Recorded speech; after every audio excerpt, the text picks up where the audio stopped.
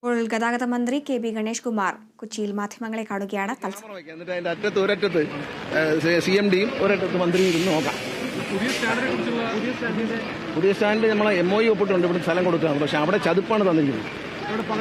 പകരം വൈറ്റ് തന്നിരിക്കുന്ന ചതുപ്പാണ്. അത് ഞങ്ങൾ നികത്തിയെടുക്കണമെങ്കിൽ കോടിക്കണക്കിന് വേണം. അപ്പോൾ അതൊന്ന് മാറ്റിത്തരും. എഗ്രിമെന്റ് MOU ആയിട്ടുണ്ട്.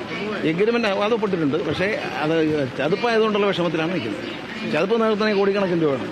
അപ്പോൾ അത് ഒന്ന് പരിഹരിച്ച് തരണം. MLA MP കൂടെ ചേർന്ന്.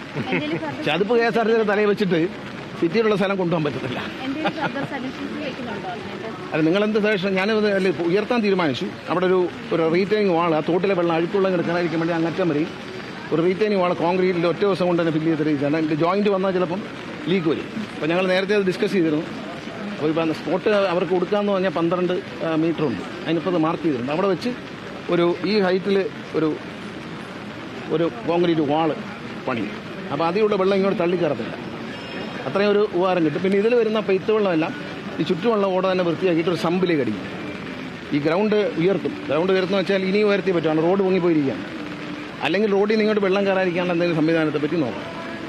അവിടുന്ന് വെള്ളം ഇങ്ങോട്ട് വരുന്നത് തോട്ടിലെ വെള്ളം തടഞ്ഞു. ഇനിയിപ്പോൾ ആ ഇറങ്ങുന്ന ഭാഗത്ത് ഒരു ഓട പോലെ വെള്ളം ഉണ്ടാക്കിയിട്ട് അതിനകത്ത് ഗ്രില്ലൊക്കെ ഇട്ടിട്ട് ആ വെള്ളം അതിനകത്ത് ഇറങ്ങാനുള്ള എന്തെങ്കിലും. കാരണം അവിടുന്ന് വെള്ളം ഇങ്ങോട്ട് കയറും. ഇത് ഒരു പരിധിക്കുള്ള നമുക്കിത് പൊക്കാനും പറ്റില്ല. എന്നാലും പൊക്കിയേ പറ്റൂ. ഇവിടെ നിന്നുള്ള വെള്ളം നിൽക്കും. അല്ല, ഇപ്പോൾ പൊളിച്ചു മാറ്റി കഴിയുമ്പോൾ എല്ലാം നോക്കാം. ഞങ്ങൾ KSRTC ഹൗസ് കീപ്പിംഗ് വിങ് തുടങ്ങുകയാണ്.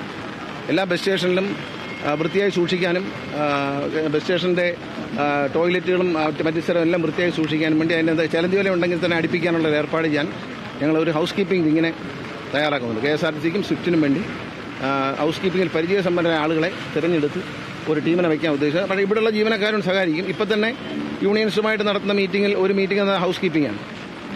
അത് വളരെ മോശമായി കിടക്കുന്ന കണ്ടീഷൻ ആയതുകൊണ്ട് ഇതെല്ലാം മാറ്റി ചെയ്യേണ്ടി വരും. ഇവിടെ ഇപ്പോൾ പുതുതായിട്ട് ഒരെണ്ണം പൊളിച്ചു പണിയാനിപ്പോൾ നമ്മുടെ കയ്യിൽ പൈസ ഇല്ല. അത് ഇതിനെ ഒന്ന് നല്ല വൃത്തിയാക്കി എടുക്കും.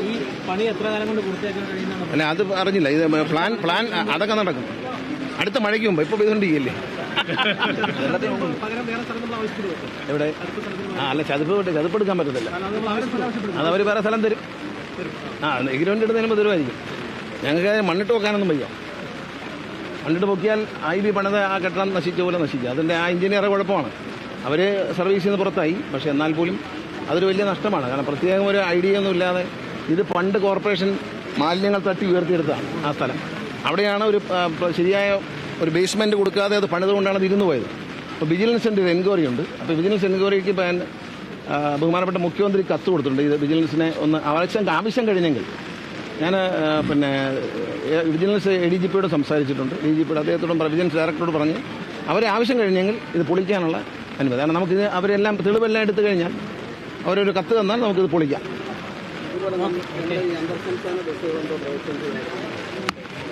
എവിടെ? തമിഴ്നാട്ടിൽ നമ്മുടെ ട്രാൻസ്പോർട്ട് ഉണ്ട്. ഏതാ? ഇന്റർസ്റ്റേറ്റ് ലക്ഷറി ബസ്സുകൾ. അത് നോക്കട്ടെ. അല്ല, നമ്മൾ പെർമിറ്റ് ഉള്ളതാണ്. പിന്നെ പിടിക്കേണ്ട കാര്യമില്ല.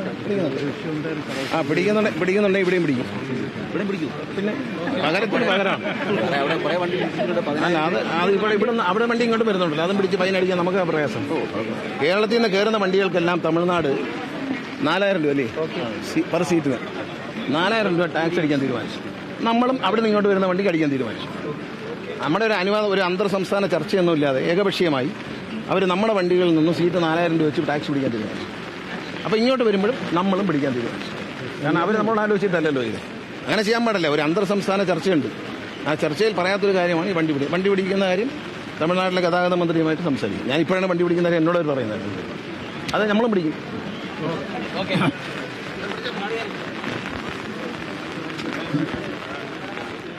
എറണാകുളത്തെ KSRTC ബസ് സ്റ്റാൻഡ് സന്ദർശിക്കവെയാണ് മന്ത്രി ഇപ്പോൾ മാധ്യമങ്ങളോട്